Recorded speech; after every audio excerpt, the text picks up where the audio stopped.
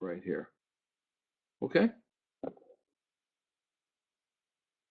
So just quickly, the last paragraph that we had learned, the last oat, Rav Nachman is explaining that the shoresh hayira udas, the root of yira is das.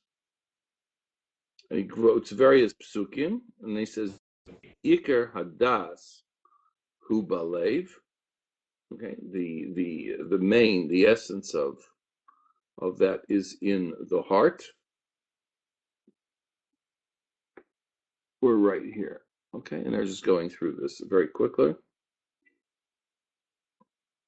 So it says the Iker Hadasu Balev Gamshon Iker Hayir. Also, there is the main repository of Yira as well, as it says in Gemara and Kiddushin. Dav Hamasalev Yira is something which is of its nature, not something which can be, openly checked or determined. Something which is passed over to the heart, is given over to the heart, and therefore it is something which is within the individual's purview to be able to generate and to be able to have. And you shall have fear from the Lord your God. But in order to do that, you have to know. You have to know who it is that you're fearing. Yiras haromamus. This is the fear of his exalteds. Now, there are other types of fear, as we well know. Let me just move over here, so that we have right over right here. This what Rav Nachman is saying is that in order to be able to have fear, you have to know who it is, what it is that you're fearing. And of course, the fear that Rav Nachman is talking about over here is what he calls yiras haromamus, fear of his exaltedness. Fear of his exaltedness is different than, let's say, fear of punishment. Fear of punishment, of course, is that if you do this, good. If not, you're going to get punished. Things will happen to you potentially. That is a good reason to in order to get one's mind focused on what one's supposed to be doing. That is for sure.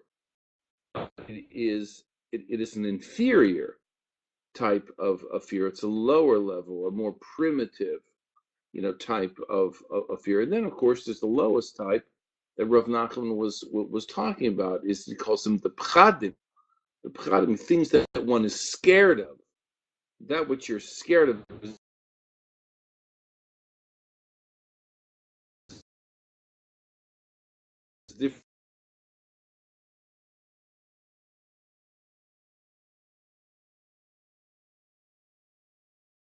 different than fear.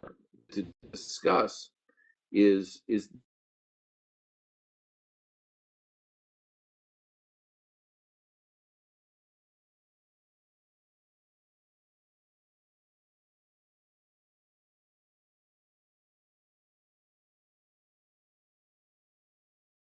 year of something that was Yeros Haromamus, of its exaltedness. We're talking about God as the creator, God as the sustainer of everything, to be able to appreciate the magnitude of all of that, which of course is certainly beyond our capability of doing, is Yeros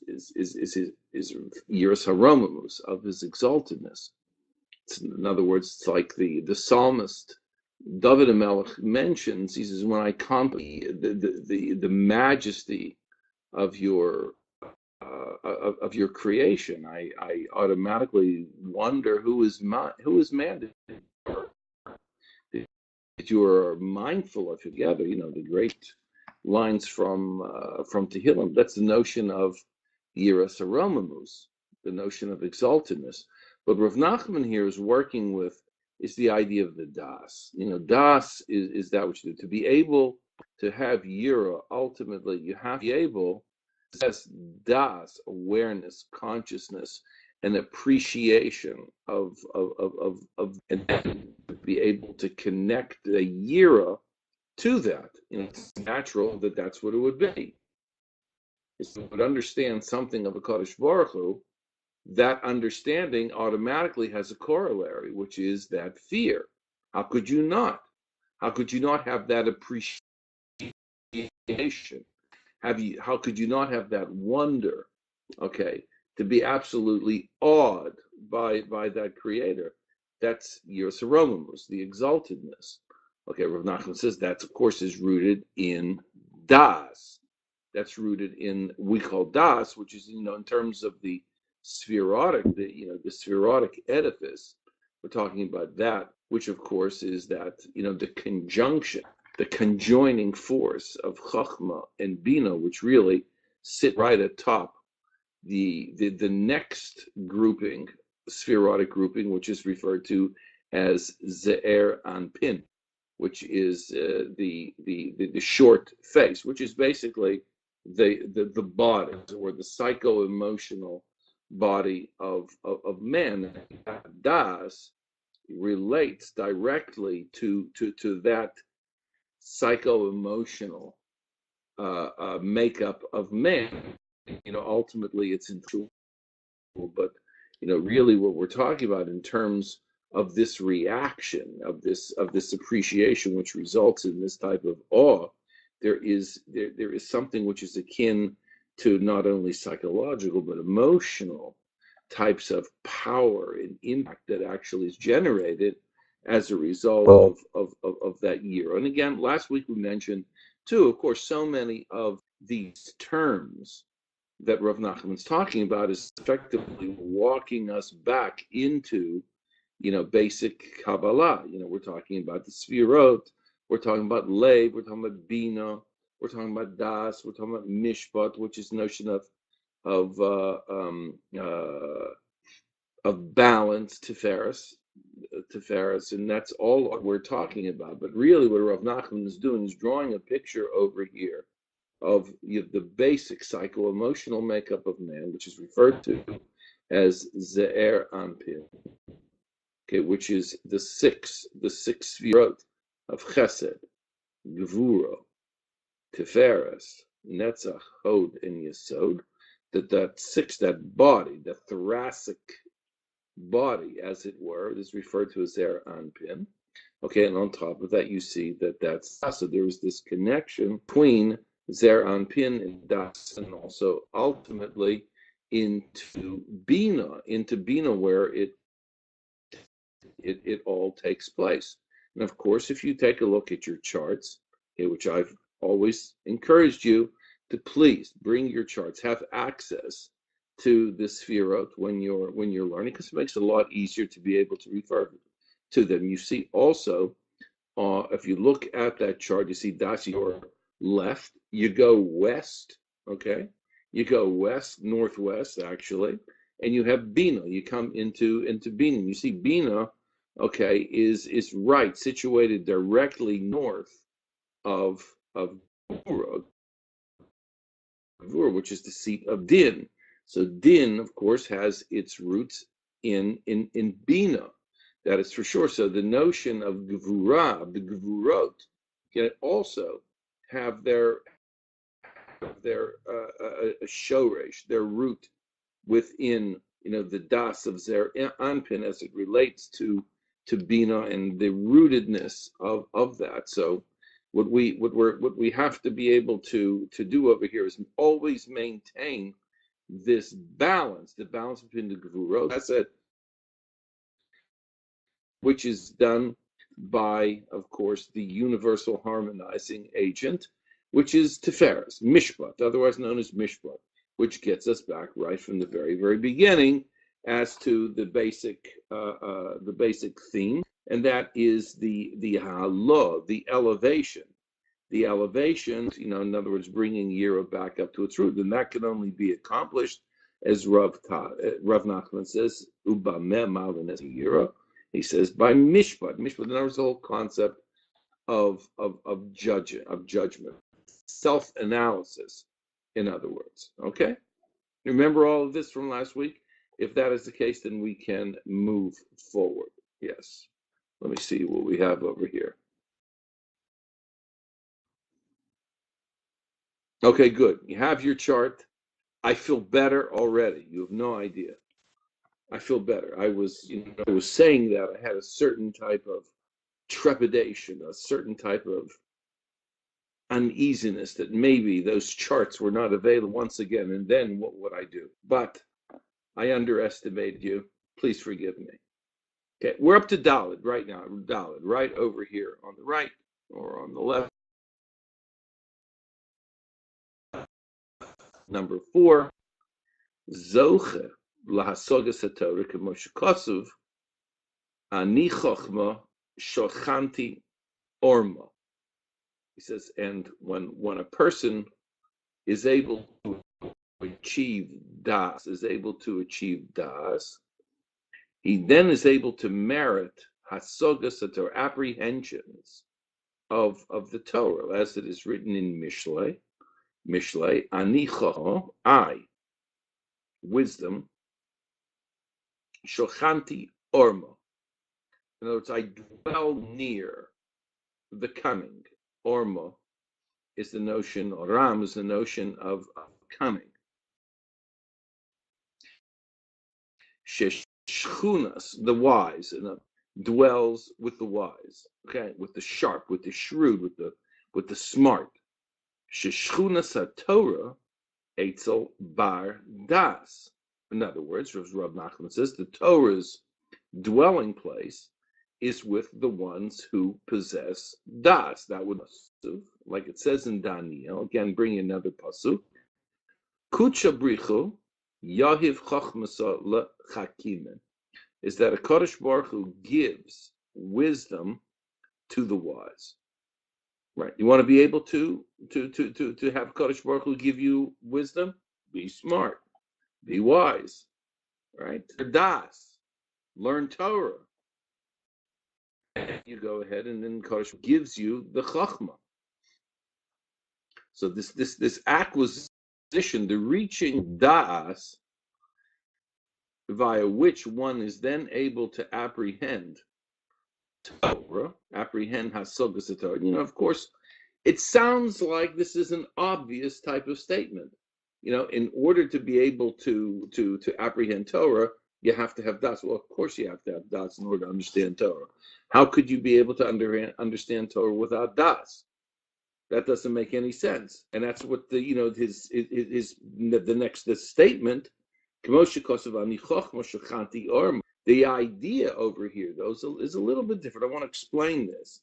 And I also want to go ahead and to explain something that lies behind, much of what Rav Nachman is going to be saying over here as well. And also, you will appreciate, as I keep on saying, the artistry of Rav Nachman in terms of the use of his terminology and use of his ideas and what he's getting at.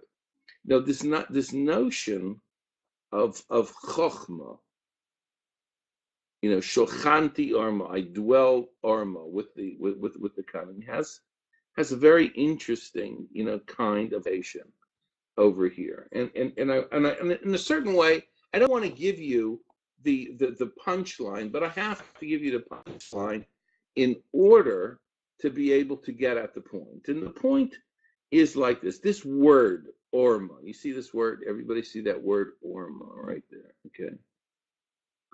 Let me go ahead and put this on right here. This word right here, orma. Up above. It's up above there. Orma. Orma. Okay, good. Which means the wise. Okay, but there's a double entendre over here. Double entendre. The word something else that's totally different.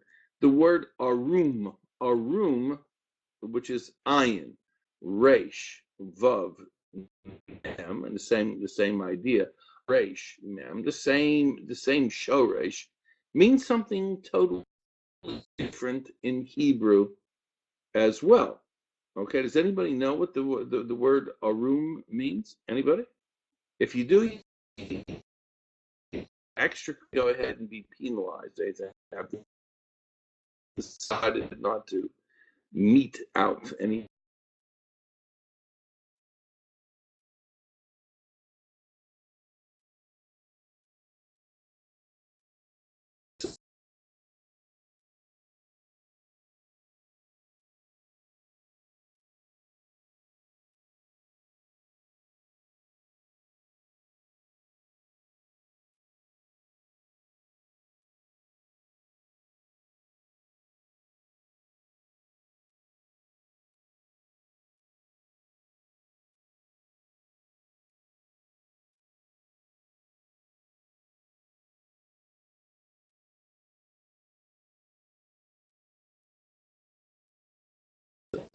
if you can lie back, you can listen, you can sit back, you can think and listen. I'm going to take you into the Zohar, right? The Zohar.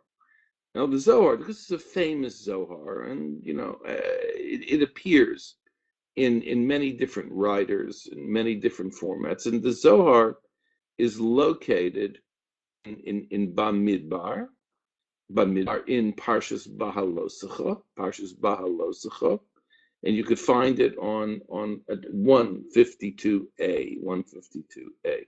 If you wanted, Rav Shimon Bar Yochai, okay, who's the author of the Zohar, says, woe is the man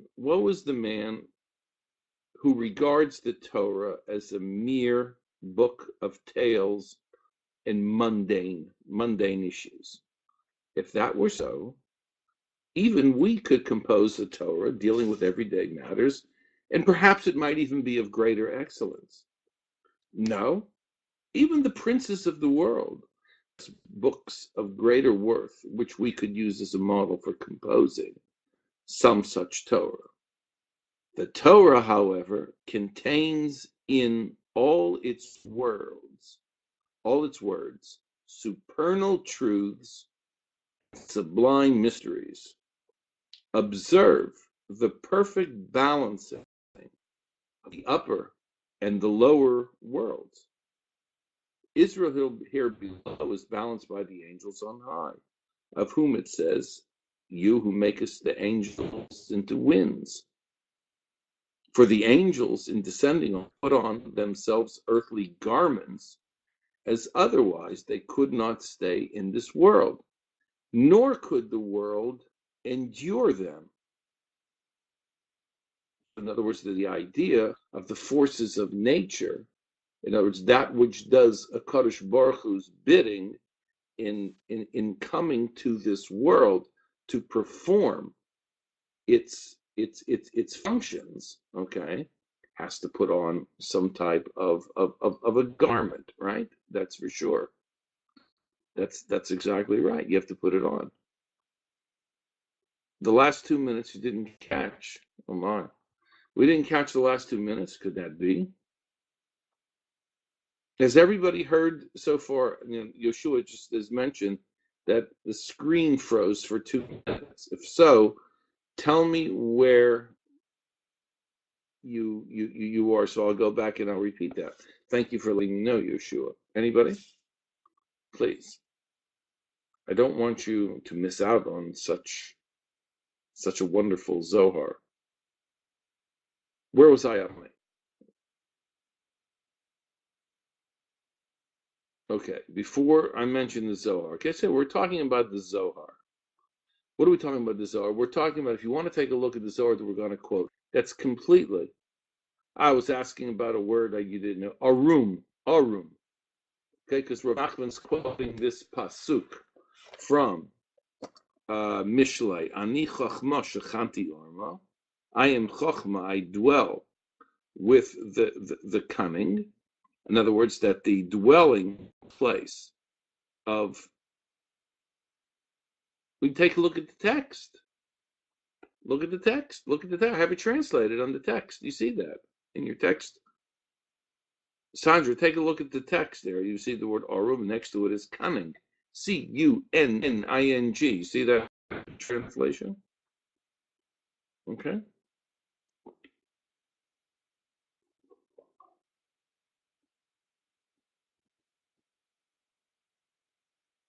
Sheshchuna Satorah Eitzel Bar Das. the dwelling place of Torah, you have to look up cunning. I'm not going to go ahead and translate the word cunning. You have a dictionary, look up cunning. Cunning means smart, means shrewd, means wise. It means a lot of those type of things. It sometimes has the notion of tricky as well. What does that have to do, with chachma, being, dwelling with that. Shchunas HaTorah etzel bardas. Rav Nachman says that means that the dwelling place. I don't know the word that you're asking about, my dear. You have to tell me what it is. If I'm going to go and help you, tell me the word. That's the word I was working with, was arum. Okay? If you're looking about another word, then let me know, because I think that you're talking about the word that I was working with, which is arum. Okay? Okay, I'm going to go back for a second. I got to go ahead and pay attention to what I'm paying attention to here from that. Very good. So, das, when one reaches das, one is able to apprehend, one merits the apprehension of Torah, as it says in Mishlei, Ani chachma shechanti orma. I am chachma, I dwell with the cunning, with those that are smart. Sheshchunas HaTorah etzel bar das. The dwelling of the Torah is the one who has das. K'moshe Kosuv, like it says in the pasuk in Daniel, Kutsha brichu yohiv chachmaso lahachkinin. Kadosh Baruch Hu gives chachma to those who are wise. Now I was mentioning over here before the screen actually froze, that Rav Nachman is actually alluding to something which is not on the page explicitly right here, which has something to do with this word orma. It's saying that the word orma has a number of different meanings. In fact, it's a double entendre, meaning, orma on the one hand, arum means cunning, okay, but on the other hand, in Hebrew it means unclothed, without a garment, naked, if you will. Okay, those are the two meanings that it has.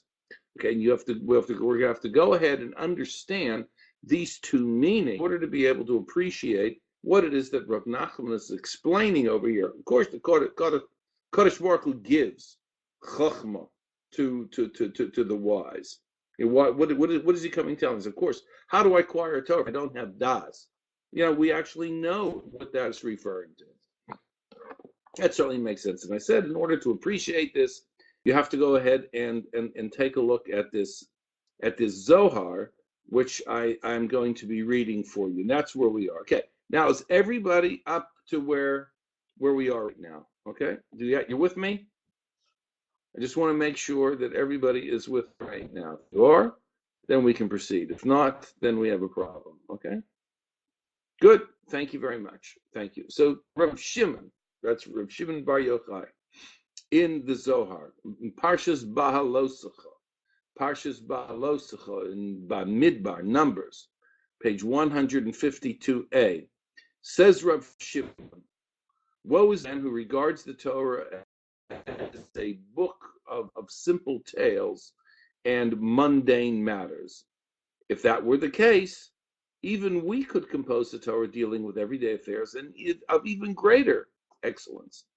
But that's not the case. Even the princes of the world possess books of greater worth, which we could use as a model for some such Torah. But the Torah, however, contains in all its words supernal truths and sublime mysteries.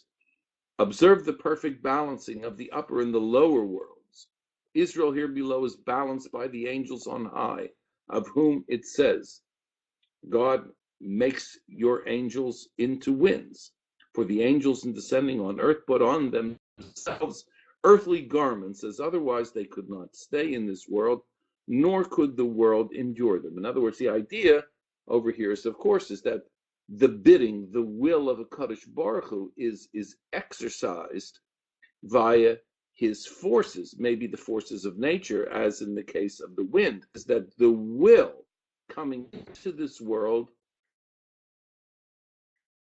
is enclosed in a garment, in a physical garment. And that physical garment could take on, for example, in this particular case, that the Zohar brings the appearance of the winds, okay? In other words, that the will of a Kadosh, okay, is such a sublime for it to enter into this world, it has to effectively be enclosed in something other than the purity and the essence of that will, or else the world in its finite nature would not be able to hold it, would not be able to accept it, not be able to deal with it. He says like this: now, if thus it is with the angels, in other words, the forces doing God's will, how much more so must it be with the Torah that Torah that created everything, that created all the worlds, and is the means by which these all sustained. Thus, in other words, what he's saying here is that the Torah, the supernal Torah, I'm not talking about this Torah that's right here that did that. I'm talking about the supernal Torah, which is the Chochmah, the supernal wisdom of a Kadosh Baruch Hu that precedes all creation. That is the closest thing to a Kadosh Baruch Hu, the Machshava, as it were, of a Kadosh Baruch Hu itself, which is the creator of everything. You know, the idea of a Kadosh Baruch Hu, his thought, his will, everything being one. It is all the same. There's no real division with it. The Torah being, as it were, the supernal expression, supernal beyond the creation, from before the creation, eternal, infinite in terms of its nature, is in fact what we're talking about when we use the word Torah over here. Okay, now, listen very carefully. So just like the Zohar says, just like the angels, the Malachim, and when they come in, the Malachim are the messengers doing the will of a Kadosh Baruch Hu. So just like the angels have to put on a garment, have to be encased and clothed and put into a physical, finite form in order to be able to come into this world, so that the world would be able to withstand its present. He says, how much more so is the case with the Torah? He says, the Torah that created them, the angels, the Malachim, that created all the worlds, and is the means by which these are all sustained. Thus, had the Torah not clothed herself in garments of this world, the world could not endure it. The stories of the Torah are thus only her outer garments. And whoever looks upon that garment as being the Torah itself, that person, such a one will have no option in the next world, no portion in the next world. David thus said, open mine eyes that I may behold wondrous things out of your law. To wit, meaning the things that are beneath the garment. So in other words, David HaMelech is expressing this awe of the wonder that is within the Torah, the awe, the romamut HaTorah, okay, the exaltedness of the Torah. And what is it that he's referring to? He's referring to that which is underneath the garment, i.e., underneath the outer facade of the Torah. Observe this, says the Zohar. The garments worn by a man are the most visible part of him, and senseless people looking at the man do not seem to see more in him than the garments. But in truth, the pride of the garments is the body of the man, a person, and the pride of the body is the soul. Similarly, the Torah has a body made up of the mitzvos, the Torah, which are called Gufei HaTorah, the bodies, main principles of the Torah, and that body is enveloped in garments made up of worldly, mundane narrations. The senseless people, in other words, the people that don't know, that don't have da'as, okay? The people without da'as, senseless, only see the garment, the mere narrations. Those who are somewhat wiser penetrate as far as the body. But the really wise, the servants of the Most High King, those who stood on Mount Sinai, penetrate right through to the soul, the root principle of all, namely to the real Torah. In the future, the same are destined to penetrate even to the super soul. What is the super soul? That is the soul of the Torah. So he says like this, just finishing off this Zohar. Observe that in a similar way, in the supernal world, the upper worlds beyond our created world, there is garment, body, soul, and super soul, 4 levels. The heavens and their hosts are the outer garment. Knesset Yisrael, the community of Israel, is the body which receives the soul. That is the glory of Israel. Tiferes Yisrael is actually the soul of Knesset Yisrael, which then, of course, has the outer garment of the Shemayim and their hosts. And the super soul is all the way to the very, very top, which is to Atik Kadisha, all the way to the ancient Holy One, all the way to the very, very top. All these are interlocked within each other. One straight, long pillar, all the way down. Atik, which again is the upper part of Keter, all the way through to Tiferet, okay, Tiferet, then all the way down to Knesset Yisrael, and then the outer garment being the Shemayim and the host. All these are interlocked within each other. Woe to the sinners who consider the Torah as mere worldly tales, who only see its outer garment. Happy are the righteous who fix their gaze on the Torah proper. Wine cannot be kept except in a jar, so the Torah needs an outer garment. These are the stories, the narratives, but it behooves us to penetrate beneath them. Okay, that's that Zohar. That Zohar is amazing, amazing Zohar. Huh? We there? Everybody's there.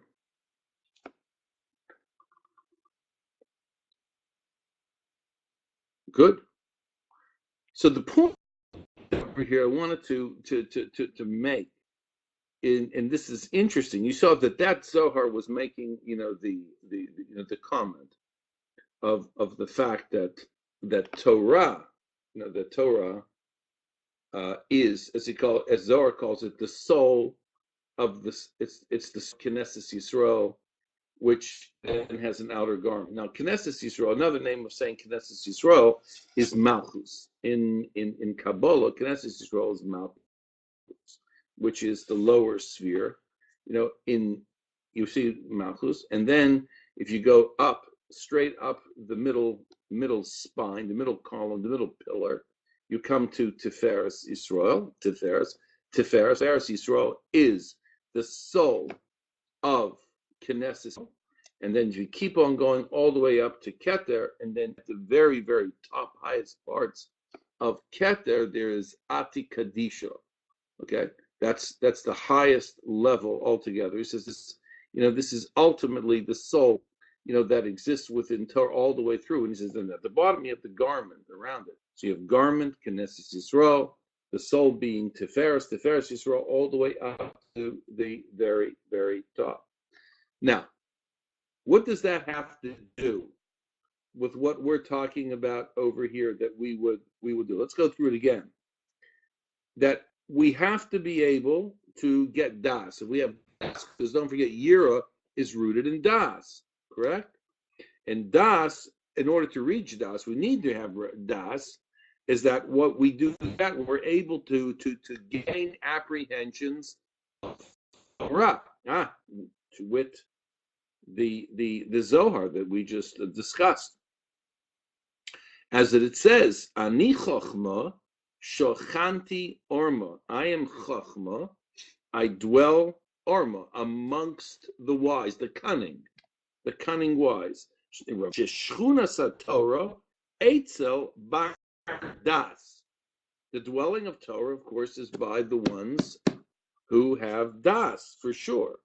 As it says in the Pasuk in Daniel, Kutchabricho, Yahiv Chachmasa Lachakimin. Kadosh Baruch Hu gives his wisdom, gives wisdom to those who are wise. Okay. Now, I mentioned beforehand is that word orma, arum, there it has that double entendre. The notion of chachma dwelling amongst the cunning. Also, it dwells amongst arum, the unclothed. How would that fit into what we're talking about just now with our Zohar? How does that fit into the Zohar?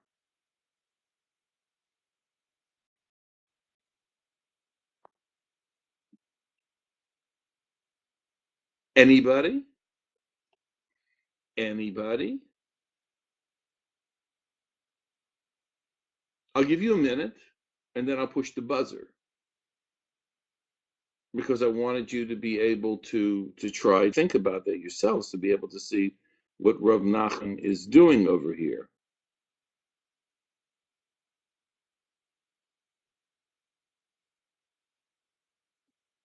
Nobody? How can that be?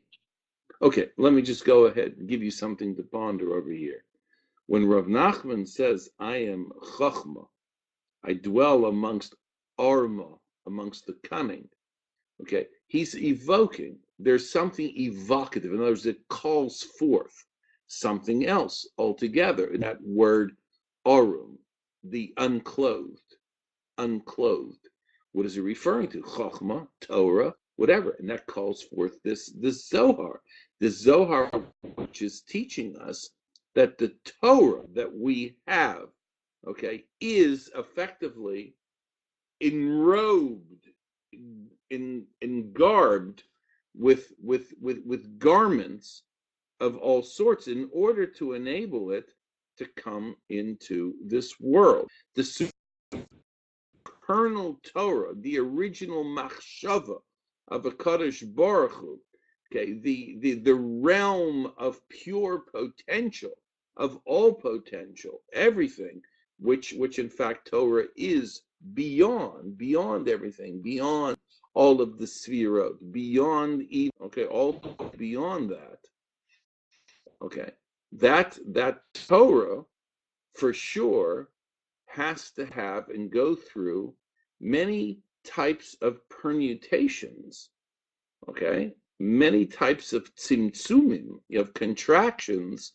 in order to be able to come in this world which is limited and finite. In order for this Torah to be able to coexist with this finite environment in which it finds itself, okay, it has to be able to have a garment, a levush, not one, maybe many levels of garments over it, in order to be able for it to come in, just like the angels, the malachim, which come into the world, the will of God, which comes into this world, has to be, okay, clothed in a garment of the winds of the natural forces. Is how much so the Torah, which comes into this world, must be placed within a garment. So the Torah and the wisdom of the Torah, okay, is not purely, for sure, that which you see at face value. That's certainly not it. You're looking at the garment.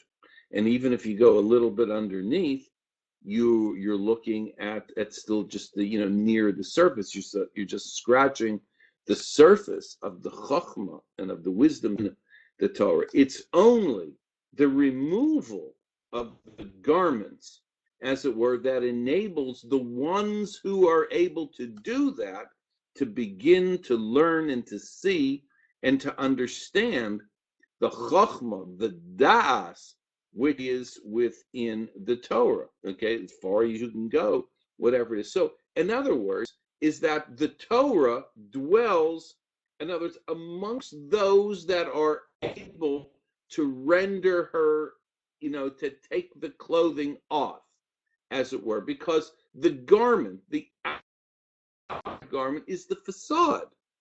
That's not really it. It has, you have to be able to know how to go underneath the surface, how to remove the garments, as it were, to render it exposed, arum, in order for it to understood. So when Rav Nachman says, Ani chochma, shochanti orma, I am chochma, I dwell amongst the cunning, read based on that Zohar, the notion of chochma, I dwell amongst the ones who are able to expose me, to take the garment off, to get underneath that garment, to be able to reach that chokhmah that is there. Otherwise, the Torah would not be able to come in to this world, just like those malachim, the winds, which could not come in unless they are with the physical facade. Okay, so that's what Rav Nachman is talking about. The knowing how to do this, of course, enables one to gain apprehensions of Torah. Is that the one who knows how to remove the garments, to remove the garb, the outer garb of the Torah, is zocha lahasagas haTorah, to apprehensions of the Torah. Okay, until ultimately the higher one goes, the further and further and further one is, as it were, ascending up through the Sephirotic body all the way to the very, very, very top, which of course nobody can actually attain. But the das, the enabling the individual to be able to understand, to know that the truth is underneath the Torah. One has to delve into, learn how to delve into, learn how to remove the garb in order to be able to get that. Then that person receives that chachma, the hasagas haTorah, the apprehensions of the Torah, as Rav Nachman is saying. Kudshabricha yahiv chachmaso l'chakimin. Kodesh Baruch Hu gives chachma to the wise, to the ones who know. In this particular case, the ones who know what? The ones who know how to get underneath the surface, underneath the garb, underneath the lavush, the outer trappings of the Torah, which now is going to lead us into the next section of Rav Nachman on the next page. Okay? That's actually quite a brilliant play on words, the way that Rav Nachman used that together with that, the Zohar. Now we're able to understand this. But there are two types, two aspects of the Torah. Yesh bechinas nigla, bechinas nistar. Okay, good. Now we understand. There's two. There's one that is revealed. Good. And then there's an entire realm of Torah which is nistar, which is hidden, concealed. But as far as the nistar is concerned, it says that you can't get to. You're not zocha, you can't merit that until the future, to olam haba, okay, the next world. Aval bezeha olam, but in this world, zocha lebchinas nistar al yidei tefila b'nefesh. One is able to attain the aspect of Torah's nistar, the hidden Torah, by means of tefillah of mesiras nefesh. Mesiras nefesh is giving over one's soul. In other words, self-sacrifice. Tefillah with all of oneself, one's soul, the rendering of oneself as null and void in the of the tefillah.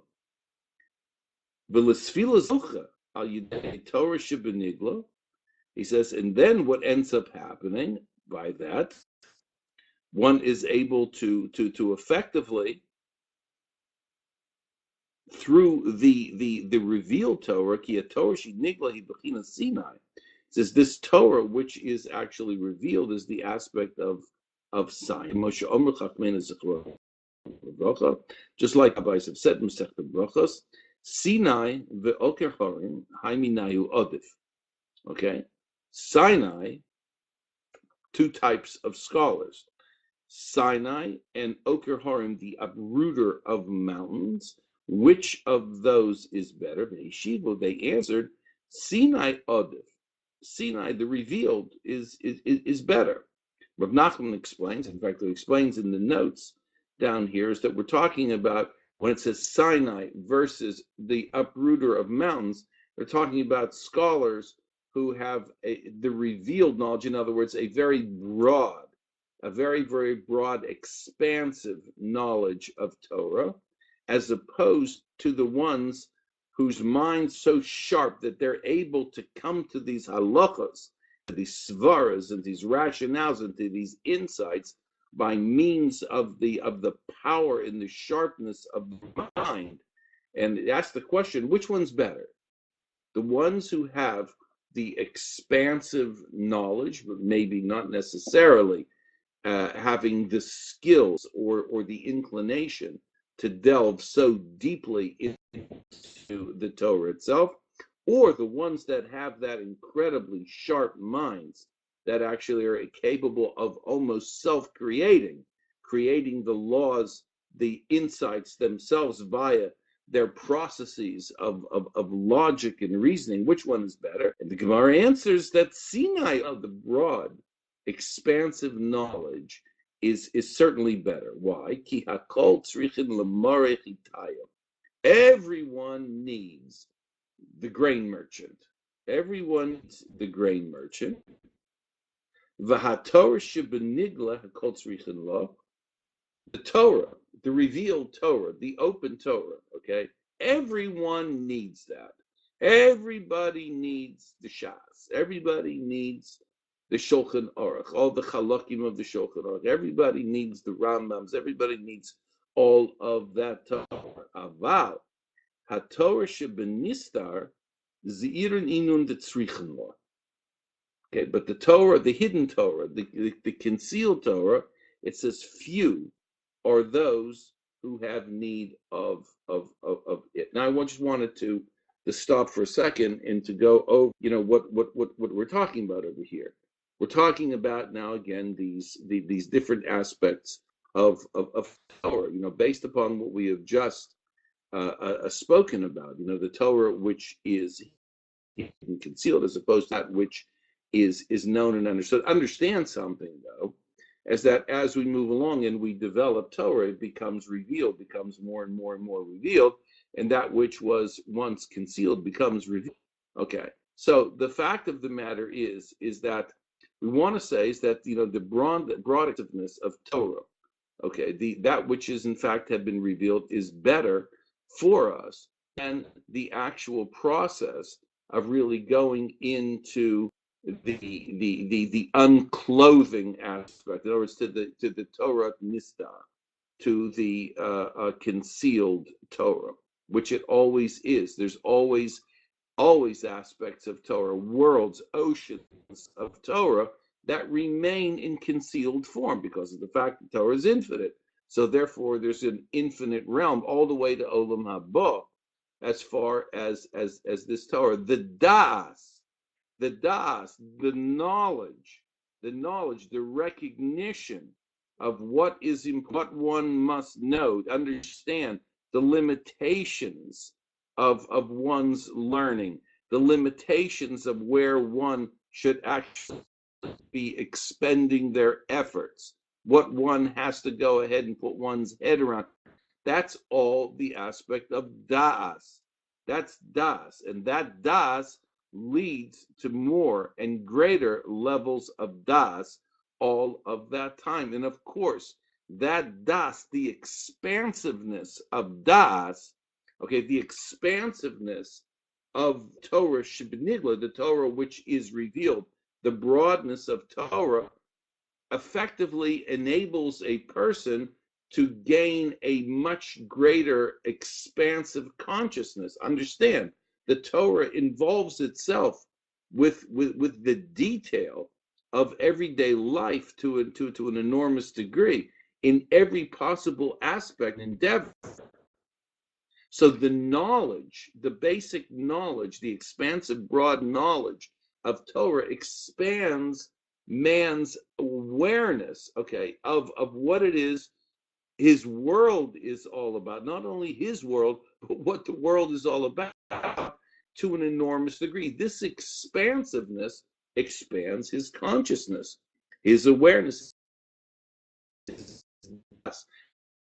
It gets further and further and further. And the further and broader das becomes, okay, of course, then the ultimate possibility of appreciation of a Kadosh Baruch Hu's world increases commensurately to the degree that one then is able apprehension of the Yira in every mundane aspect and corner of one's life. Okay, the Torah, the openly revealed Torah, is capable of doing all of that. Now, Rav Nachman adds a major caveat over here, and he's saying this the following here too, is that ultimately speaking, is that one can also attain levels of depth, okay, via one's tefillah, via one's meditation, via one's mesiras nefesh, in other words, one's rendering of oneself as not, which then goes ahead and elevates man to a level of consciousness that is impossible for him to begin to even understand.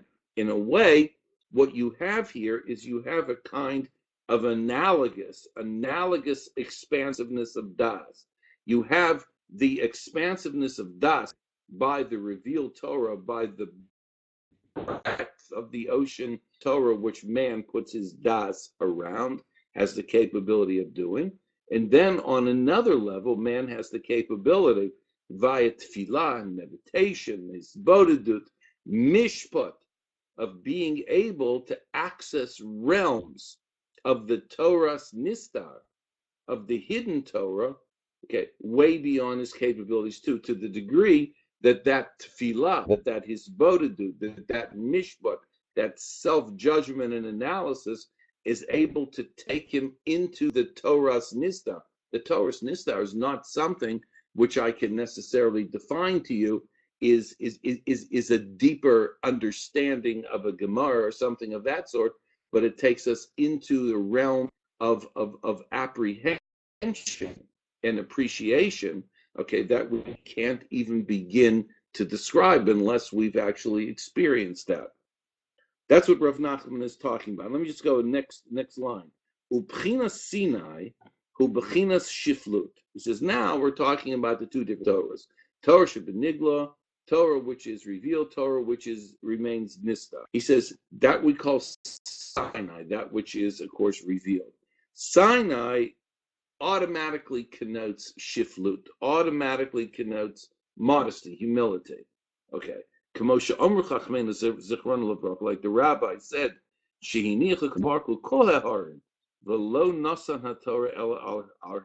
everybody's heard the story, of course, is that a Kadosh Baruch Hu chose one of the other mountains around, higher, bigger, broader, stronger type of mountains, except Sinai, which is a lowly type of thing.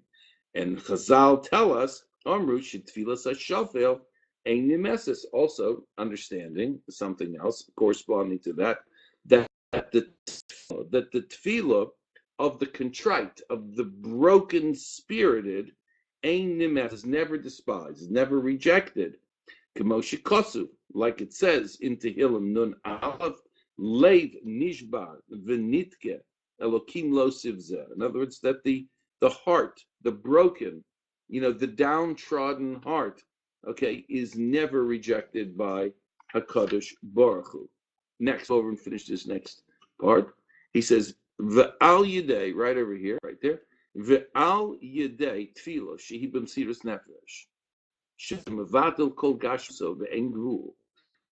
By means of the tefillah, which is b'msirus nefesh, which is with full self-sacrifice, full sacrificing of one's being in this means, by means of being mevatel kol gashmiuso, of transcending, nullifying all of his corporeality to no limitation, which has no limitations. When a person has no limitations by means of this nullifications and this transcendence, then he is able to apprehend the Torah of the future, the Torah of Olam Haba. Shehi einu gvul ve'ein nitpesses b'gvul. Says which itself has no limitation and cannot be bordered. It cannot have a border, a boundary placed around it. So Rav Nachman he's juxtaposing the broadness of Torah in terms of consciousness on a basic a level here, together with, against, I should say, the nullification of self that comes as a result of tefillah, self-judgment, analysis, which takes the individual into realms that has no limitation whatsoever. The realm of no limitation, the infinite realm of eternal time, zero limitation, the realm of Torah Shala'osid, of the Torah Tanista, of the hidden Torah, the Torah of the future. Again, these two juxtapose each other in this lesson. Okay, I think we'll stop right now. I hope everybody understood some of that very deep lesson. There's no question about it. Rav Nachman took us quite deep over here. Meantime, we will stop here. Please review if you have the opportunity during the course of this week. Thank you very, very much, everybody, for learning together. I enjoy very much, and I appreciate the privilege. And in the Yirtzeh Hashem, we will learn again next week at the same time. Okay, keep learning Torah. Keep learning Torah keep learning or keep engaging in tefillah with Mesiras Nefesh and engaging in this bodedus and mishpat, self-mishpat. Okay. Thank you, everybody. Have a very, very good week. Thank you.